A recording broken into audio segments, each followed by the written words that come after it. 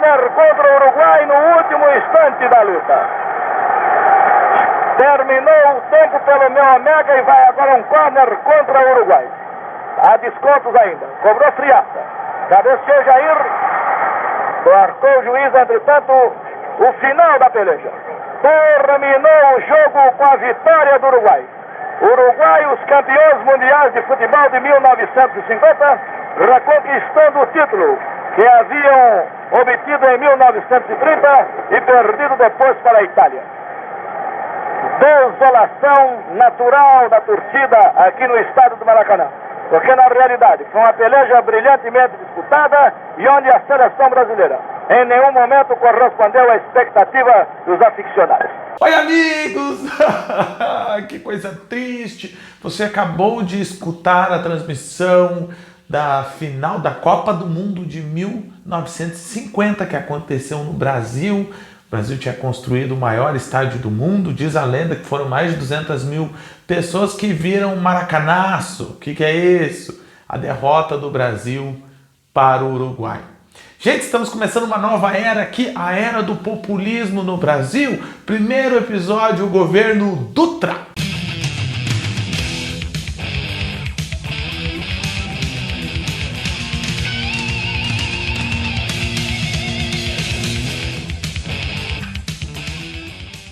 Em 1946, nós temos um novo presidente, né, o general Dutra, eleito pelo PSD, que era um partido do Vargas. A gente tem uma nova Constituição, uma Assembleia Constituinte foi formada neste ano e uma nova Constituição é promulgada, uma Constituição de cunho democrático que trazia os 3 poderes, o voto direto para prefeitos, para governadores, né, e para presidente. A gente tem também alguns resquícios do passado, por exemplo, o trabalhador rural não é incluído nas reformas trabalhistas, nas leis trabalhistas, né? Melhor dizendo, o analfabeto também não pode votar, assim como os militares, os praças, né? Soldado, cabo, sargento e subtenentes. Mas, no geral, a gente tem, claro, uma nova Constituição no Brasil muito mais liberal, né, do que outrora a gente tinha com aquela tentativa de a polaca, né, aquela Constituição que o Getúlio tinha feito em 1937. Bom, aí a gente tem uma nova conjuntura política no Brasil. Novos partidos se formam. Pastor, quer dizer que vai ser que nem lá em 35 que a gente tinha a A e B de volta à ANL? É mais ou menos, a gente tem novos atores políticos nessa área, né? Mas figuras antigas também. Bom, vamos para os partidos, eu vou colocar aqui, ó, os 4 principais partidos, né? Eu vou colocar aqui uma arte para você entender melhor essa situação. Bom, aqui na arte você está vendo PSD, PTB, UDN e PC, o Partido Comunista, que aí eu botei PCB, né? Esses 4 partidos foram os principais partidos na eleição de 1946, né? Os mais, por exemplo, o PC, o Partido Comunista, conseguiu, junto com o Luiz Carlos Prestes, 10% do eleitorado brasileiro. É muita coisa. Mas o grande campeão foi o PSD, né, que elegeu o Dutra. E o PSD conseguiu um total de votos, mais de 42% ali, né, nessa eleição aí. Então a gente tem o PSD, né, que é a elite política da era Vargas, a UDN, que são dissidentes políticos dos tenentistas, de outros partidos, da elite econômica brasileira, com cunho mais liberal. O PSD era mais centrista, o PTB era de cunho mais voltado ao sindicalismo, aos trabalhadores, né? Mas a questão social era centro-esquerda.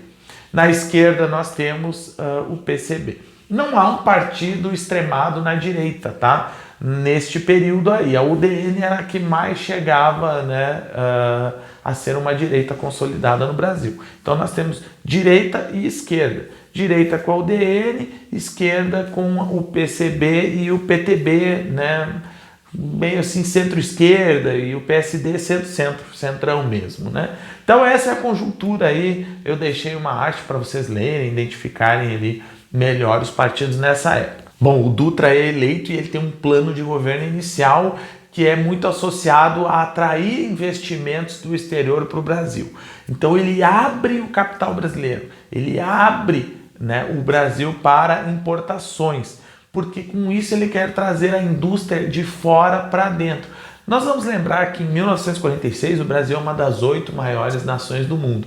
Não por mérito brasileiro, é porque a Segunda Guerra Mundial meio que destruiu grandes potências, né? Então o Brasil não tinha concorrência, ficou lá em 8º lugar, tudo tranquilo. Mas é uma grande oportunidade para o Brasil se consolidar como uma potência mundial. Para conseguir isso ele tem que se industrializar. O Dutra enxerga que a industrialização no Brasil só vai ser possível com captação de capital, com a captação de capital estrangeiro, com perdão da redundância. Então ele abre, né, o Brasil para as importações, tira basicamente os impostos. Ao invés da indústria internacional migrar para o Brasil, né, colocar seu capital aqui dentro, porque a gente tem importação de restos da Segunda Guerra Mundial somente. E aí a indústria nacional, que acabou ficando fragilizada, né, acaba enfraquecendo ainda mais. Então esse plano inicial do Dutra, que vai de 46 a 48, que é de abrir o Brasil para importações, ele acaba fracassando e acaba torrando assim as reservas de capital que o Brasil tinha adquirido durante a Segunda Guerra. Então ele comete um erro econômico gigantesco, acaba quebrando, né? Quebrando não, ele acaba zerando as reservas internacionais que o Brasil tinha.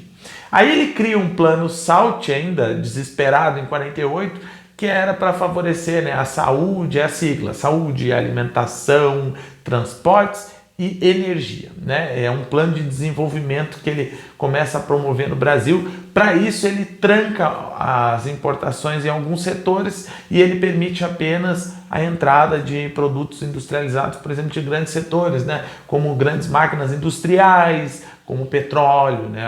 Produtos que não concorreriam com o mercado brasileiro. Este plano SALT não foi posto em prática, né? Muitos dos elementos ficaram só no papel. E aí nós chegamos no Maracanã. Vocês vão me perguntar, mas senhor, e daí? O que tem? O Maracanã vem com isso? Lembram que o Dutra queria que o capital estrangeiro chegasse no Brasil?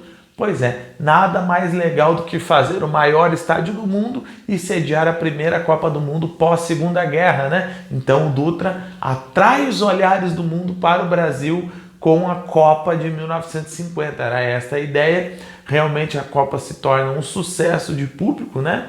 Poxa vida, pobre do Barbosa. Ele foi esculachado até 2014, quando aí sim o 7-1 meio que apagou a derrota de 1950, né?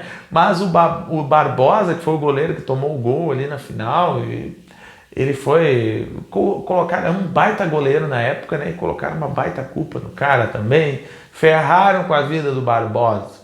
E na verdade o Dutra é que ferrou com a economia do Brasil nesse tempo, né? Pedalou e não saiu do lugar. E aí a gente tem novas eleições programadas para 51, né?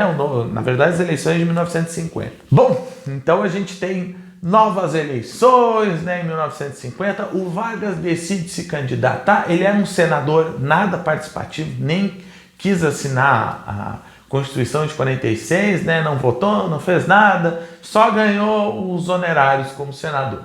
E aí em 50 ele quis candidatar como presidente. Ele vai entrar por um dos partidos que ele criou, que é o PTB, o Partido dos Trabalhadores, porque desde o queremismo ele percebeu que tinha uma proximidade maior com os trabalhadores.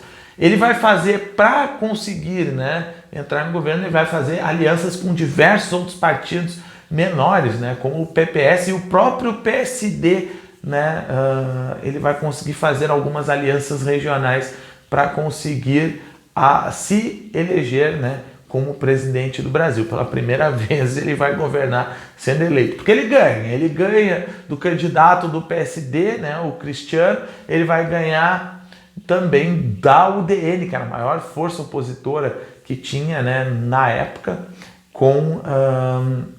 vai ganhar do Brigadeiro, né, Eduardo Campos. Mais uma vez o Brigadeiro falou besteira num comício, disse que ia acabar com o salário mínimo, e aí se ferrou, né? Perdeu a eleição mais uma vez. Aí vocês vão me perguntar, e o Luiz Carlos Prestes, o Partido Comunista?